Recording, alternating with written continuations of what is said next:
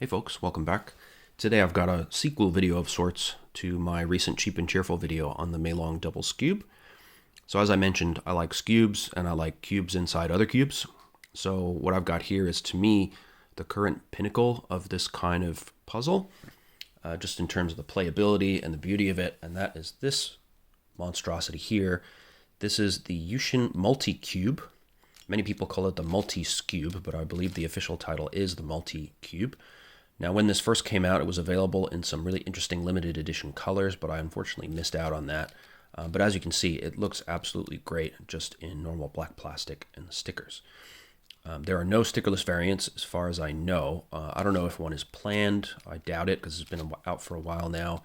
I really hope they would consider one because, as you'll see, this is a really fantastically well-made puzzle, and I just love it, and I'm very, very impressed with it in general. But it'd be nice to not have to worry about stickers coming off or chipping over time. Yeah, so this puzzle, as you can see from the logos here, this is Yuxin's logo. Sorry, that's a little bit out of focus. There we go. But it was designed by Greg's Puzzles. Hopefully, if you haven't before, you should go check out his YouTube channel, where you can see lots of interesting videos about his previous puzzle builds, some of them remarkably ambitious and complicated. And this puzzle, to me, is just a slice of genius, really. So the basic idea is that we have a Master Skewb with a visible core that has been stickered. And when we turn the outside layers, like so, we end up manipulating the inner cube as well as the outer cube. But the inner cube responds differently to our manipulations than the outer one. Okay, so if I turn a middle slice like that, you can see that the result is different than when I turned just the outer layer, right?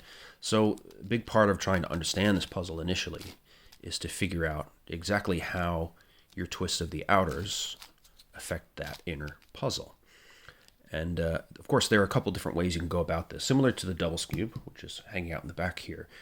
The first way that you would think to do this would probably be to solve it inside out, right? So you do the inner puzzle first, sort that out, then deal with the outer puzzle. Now, that is not the most effective way to do the double skewb, right? We do it the other way. We do the outside first and then the inside. But with the multi-cube, it's the other way around. So let me just give you an example. So if I show you the Master Skewb here, so the outside of the multi-cube is the same as the Master Skewb, right? We have corners here that match up exactly. We've got edge pieces, which are very tiny on the multi-cube, but they're there. And then we have four kind of interior centers. Then we have the actual center. And the big difference is, of course, that the core of the puzzle is exposed and stickered, right? But the other pieces are identical to the Master Skewb. So when we're solving a Master Skewb, we'll do a lot of simple commutators and up, up, down, down kind of stuff. So let's see, if I do an up, up, down, down here, starting from the right, then that isolates these strips of the puzzle, right? And as you'll see, let me just get the same colors going here. Yeah, so up, up, down, down. And you can see the result is exactly the same, right? So we have the strips along the center have been isolated. This corner has been twisted, brought back over here. But look at the interior puzzle. Nothing has changed, right? So that shows you right off the bat that your simple solving strategies that you might use to solve a Master Skewb, you can do on this puzzle and not disrupt the interior cube, right? And that's definitely a useful thing to be able to do. To do the opposite type of solve, where you solve the Master Skewb first and then the interior cube, which, by the way, the interior cube is a Compy Cube. It looks like a 3x3, but it's actually a Compy Cube. I don't think there's actually a mass-produced Compy Cube, oddly enough, but it's a variant kind of a dino cube, a corner-turning 3x3, basically. So it's not too hard to solve the inner one by some fairly simple manipulations of the outer. And then you know from this example that once you solve that inner Compy Cube, you can start doing your Master Skewb solve with your algorithms, and you shouldn't cause any damage to the interior. All right, so let's just get it back. Up, up, down, down. Ooh, what's going on here? There we go. And we're back. So that was your big demonstration there that the inside-out strategy is the easier one for this puzzle. However, I'll put a link in the description, once again, to a discussion on the Twisty Puzzles forum, where some very clever puzzle solvers came up with some algorithms that will actually move the interior puzzle without disrupting the outside. So theoretically, it should be possible to solve the inner Compy Cube after you've done the Master Skewb, but it will take a heck of a lot longer. So some of these sequences to move the interior puzzle in fairly simple ways involve quite a large number of moves. But that would be an interesting challenge. I haven't actually done it yet because I find the straightforward method of solving the Compy Cube, then the exterior Master Skewb, to be plenty rewarding in itself. And because the puzzle is so enjoyable to play with, I haven't had a huge desire to introduce that new method yet, but it is definitely something that's on my radar if I get bored of the standard approach. And certainly it would be a badge of honor of sorts to be able to say that I've solved this in that particular way. It's not so simple to do so. But as far as the puzzle itself, I mean, obviously, like I just said, you have these two major ways of approaching the solve, which is great. But as far as usability, it's a beautifully built puzzle. Now, you can see how smooth these layers turn. It's just very, very responsive. It's very, very smooth. But once you complete a turn, the puzzle very much stays put. It doesn't sort of skewb its way out from your grasp or do anything particularly unexpected. The inner slice layers are just as smooth as the outer layers. It's just a really, really well-made puzzle, and I'm so glad that Yuxin took this fantastic idea from Greg and just produced something so eminently playable. I think everybody really should, who's interested in twisty puzzles, particularly if you like Skewbs, you should pick one of these up. Now, the reason I put this in over the top, it's not particularly over the top, really. It's not extremely difficult, even though it looks extremely difficult if you don't know what it is. And it's not particularly large, and it is expensive, given that it's not a massive, very puzzle monstrosity or something. But it's a fairly contained, fairly compact piece of puzzling. But what to me makes it over the top is the idea behind it. These multi-cube puzzles are becoming more prolific now. So we've got this multi-cube, we've got the multi-dodecahedron from MF8, which is a Master Pentultimate with a Megaminx inside of it.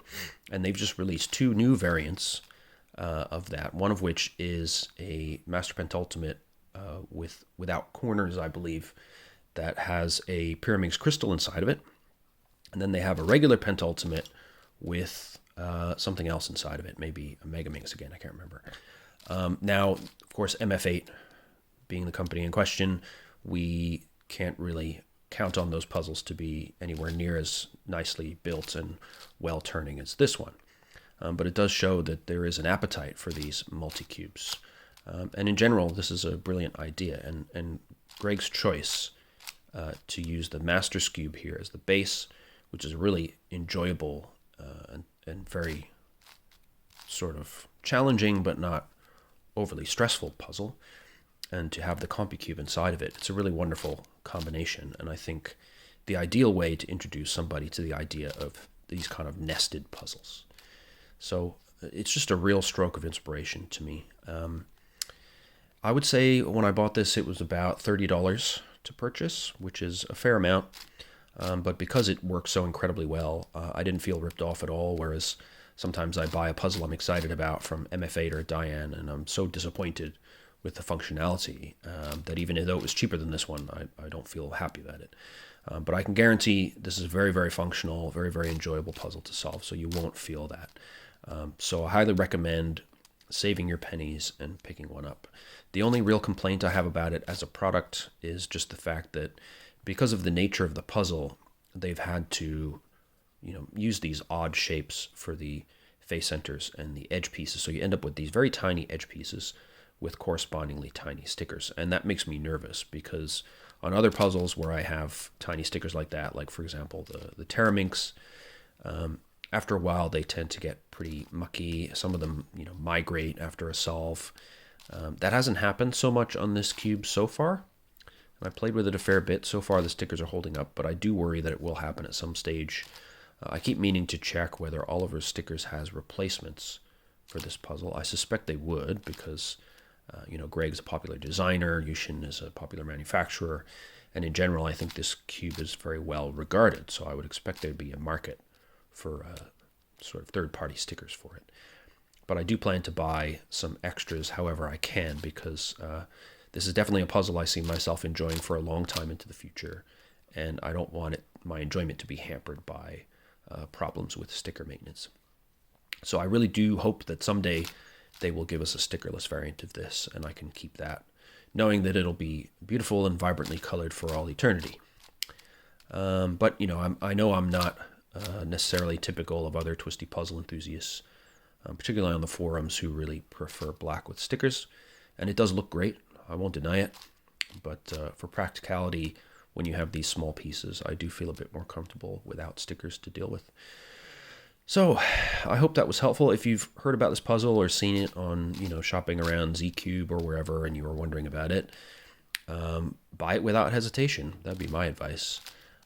It's beautiful, it's creative. It definitely will open your eyes to new possibilities in twisty puzzles, and maybe make you brave enough to branch out into the multi-dodecahedron or some of these other multi-cube variants that have come out in the last few years. And that's no bad thing.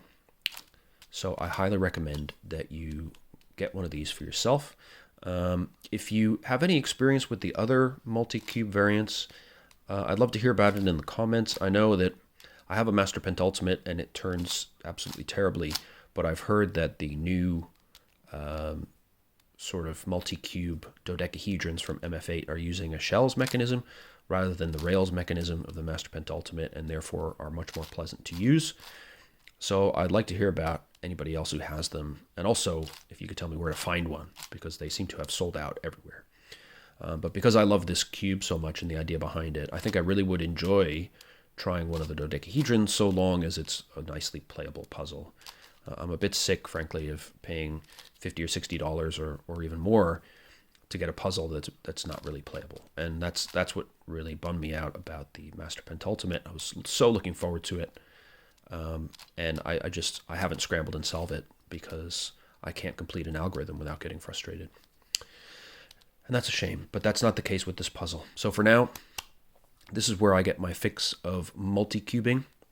But hopefully in the future, more companies will be inspired by Greg's success with this fantastic puzzle, and they will bring us some more options. So that's it for now.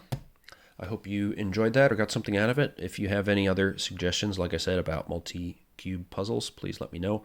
In the meantime, take care of yourselves as always, and I'll catch you in the next video. Bye-bye.